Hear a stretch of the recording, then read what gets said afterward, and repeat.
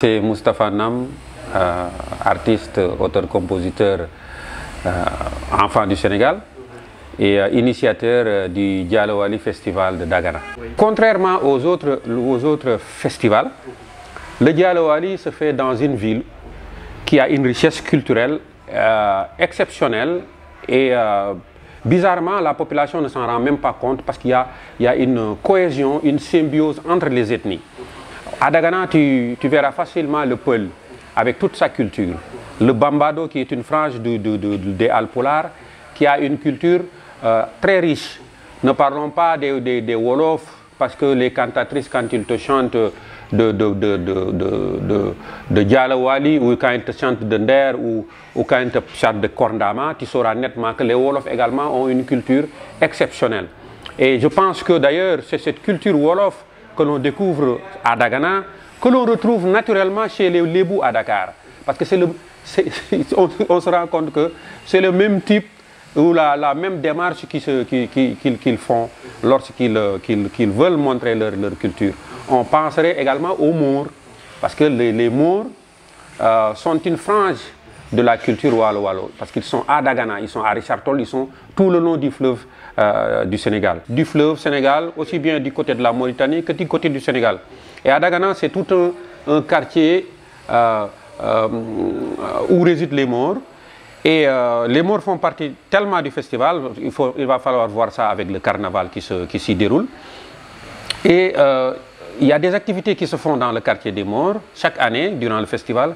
Et cette année d'ailleurs, il y a un orchestre de Nouakchott qui vient spécialement faire la musique jaguar qui est une des facettes de la culture Maure. Donc voilà autant de choses qui font la richesse du Diallo Wally Festival, contrairement peut-être aux autres festivals.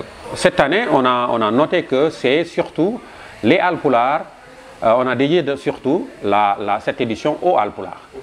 Et c'est Abou Djibadé qui va clôturer la dernière soirée du festival. Et toutes les Alpulaar qui font la fierté de cette communauté seront honorés ce jour-là. Ça, c'est déjà quelque chose de nouveau dans le festival. Il y a également des concepts qui vont être initiés cette année, comme le sont au salon. Par exemple, le festival, contrairement également aux autres festivals où les gens vont manger dans les hôtels ou les restos, là-bas, ça va être comme du ngente, c'est-à-dire que tout le monde se retrouve, c'est comme si on était une famille. On se retrouve nous tous et au même moment, on se partage notre cher Tchéboudion ensemble. Ça, c'est dans le festival aussi. Donc, l'association l'organise, il y a toute une équipe. Il y a ceux qui sont basés à Dagana, qui s'occupent de l'organisation des démarches administratives. Moi-même qui suis hors de Dagana et hors du Sénégal, qui m'occupe du volet purement financier. L'association, la somme de ces efforts, finit par donner tout ce que nous voyons pendant autant d'éditions, parce que nous en sommes cette année à la 6e édition.